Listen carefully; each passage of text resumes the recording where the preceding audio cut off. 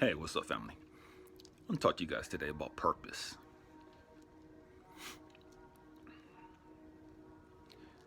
1996. 1996 was like the worst year of my life,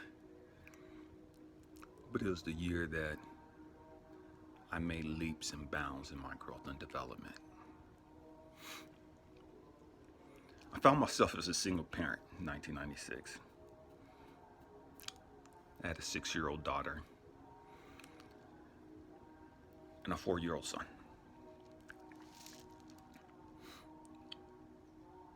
My daughter has real thick, coarse hair. And typical guy, I didn't know how to braid hair. I didn't know how to do any of that stuff. But I eventually learned. But at the time, I was a mess. So one day I'm doing her hair. And I did my best. I parted her hair, put twists in her hair,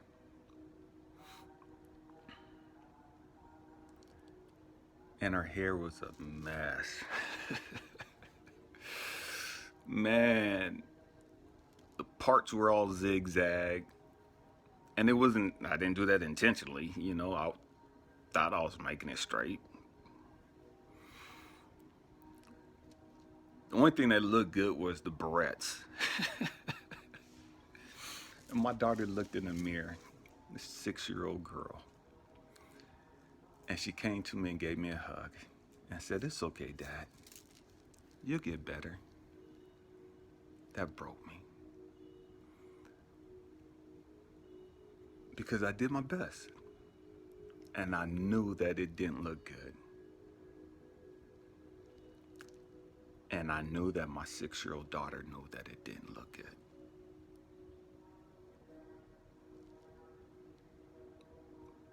But that was my best.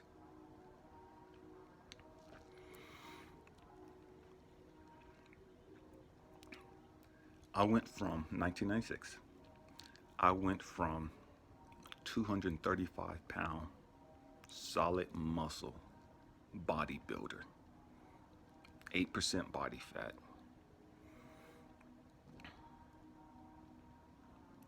down to less than 150 pounds over the summer.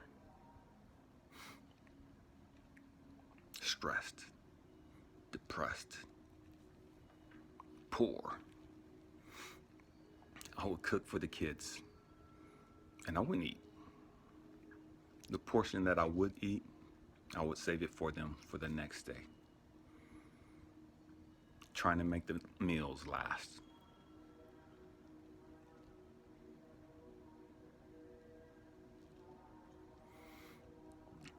I was in the Air Force,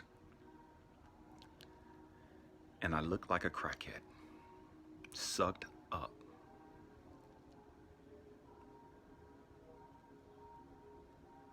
Talking about purpose. I had a dream. I was sitting inside the boxing ring, my gloves laced up. I was just sitting there. The bell rung. I was just sitting there. My trainer got in the ring, all white clothes. And he was saying a bunch of stuff, but I couldn't hear nothing he was saying. Everything was like slow motion. All I heard was wah, wah, wah, wah, wah. And it was just, I couldn't understand it. And he slapped the dog mess out of me. I mean, he slapped the snot out of me and started shaking me. It's like, wake up, wake up. When are you going to get in the ring? When are you going to start fighting? When are you going to start fighting? You can win this fight, but you have to fight. You're not going to win this battle sitting down. You have to get in the fight. And I stood up. I was ready to go. You dreaming it. So many of us, we're not even living. We're just existing, just going through the motions, getting up doing the same crap day in and day out, not accomplishing anything, not benefiting society whatsoever in any way, shape, or form. Talking about purpose. I then had a dream a little later on. I was at Meyer Elementary School in San Jose, California. I went to Meyer. In fact, I lived across the street from Meyer as a kid. Anyways, in a dream, I was there with Shaq, the basketball player, and a couple of his goons. And we're just walking and just talking and just laughing. And somehow Shaq's basketball ended up on the roof. And he asked me to go get it. I'm like, dude, you got me tripping. I'm not going up there on the roof to get no stupid basketball. Go get your own basketball. You ain't punking me. Ego, pride. And he's like, dude, I can't go up there. Just go get it for me. I said, Shaq, I'm not one of your goons. I'm not one of your flunkies. You cool, but I'm not going. I said, dude, why are you tripping over a basketball? You're multi-millionaire. Go buy another one. Matter of fact, you don't even have to go buy one. Send one of your goons to go get you one. He was like, they can't go up there. That basketball has meaning to it. It's like my father gave me that ball.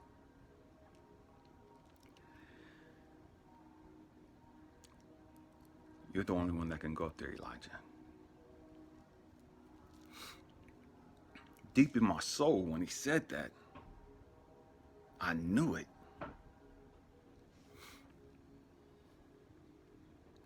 So I'm climbing up on the thing to go get his ball. I'm a very analytical person by nature.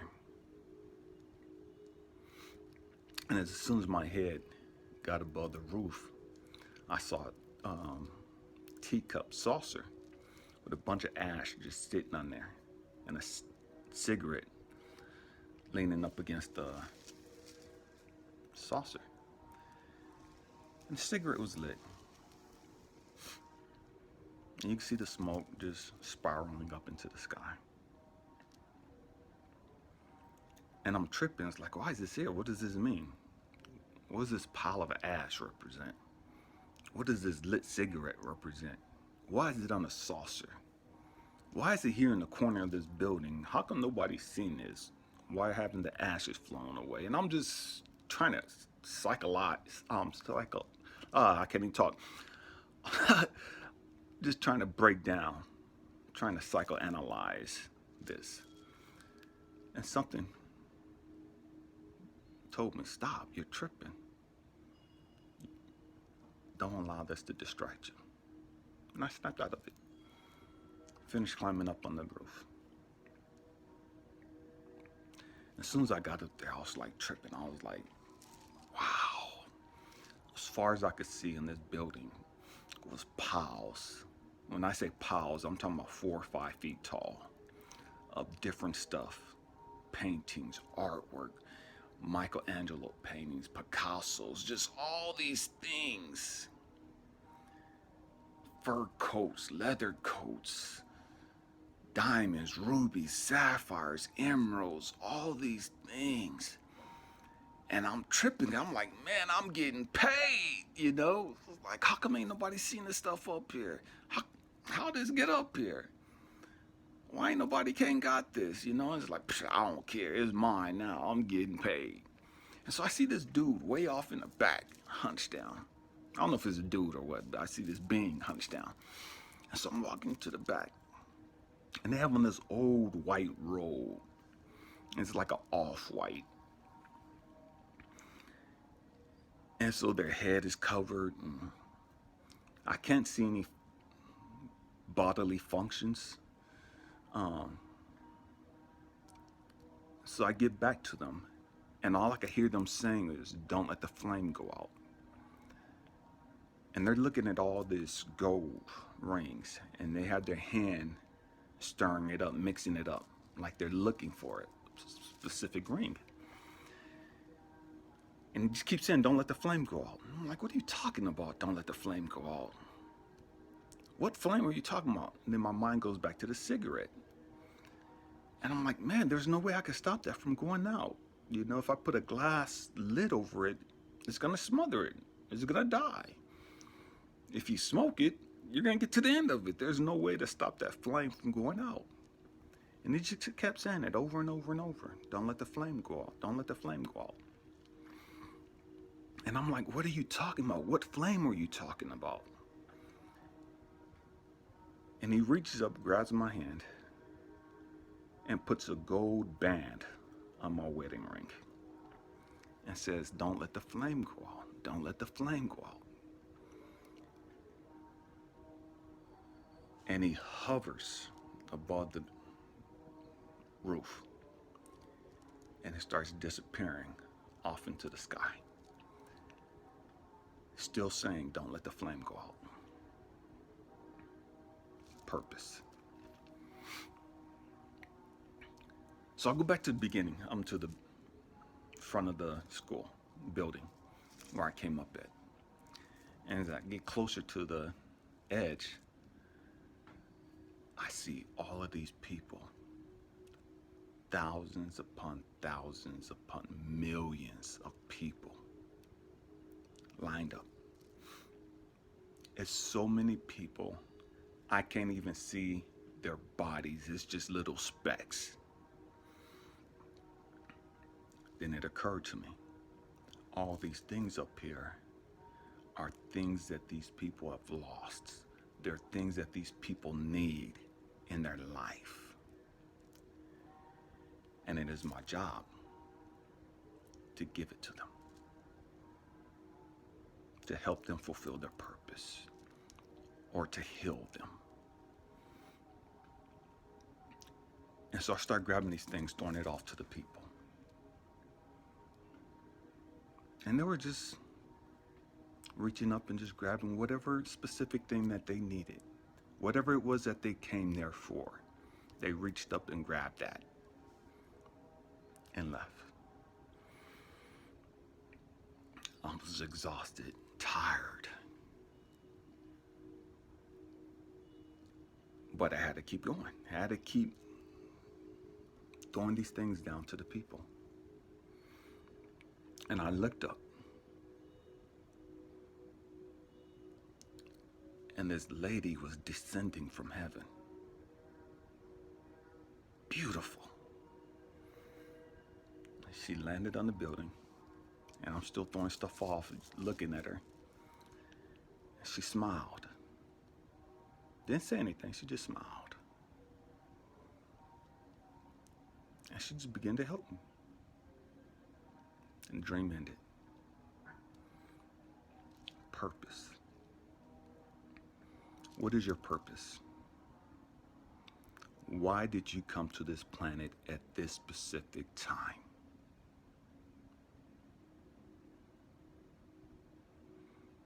What do you have that society needs to hear or needs to know? What can you do to enhance the lives of others? And I'm not talking about your kids and your grandkids, that go without saying. That's your obligation. But I'm talking about humanity. What are you doing to make the world a more loving,